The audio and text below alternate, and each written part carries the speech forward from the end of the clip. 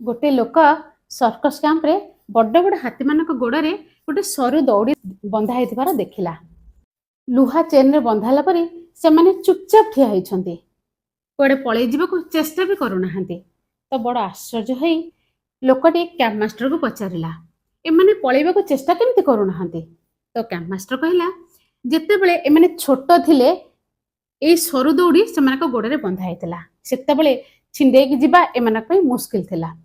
तो धीरे धीरे से बड़ हेले आ मानि नेले जे ए दौड़ी केबे छिंडिबनी, सेतिपई सेमाने पळेई जीवाकू चेष्टा भी करूनाहांती। जेमिति मनीष दी चार थर फेल्योर होला परे हार मानि जाए, ए काम मो द्वारा नुह, किंतु आपनको मने रखिबाकू पड़िबो जदि गोटे पत्थर हातुड़ीर 100 पहाड़ भी भांगुची यार अर्थ नुहे प्रथम पहाड़ बेकार थिला।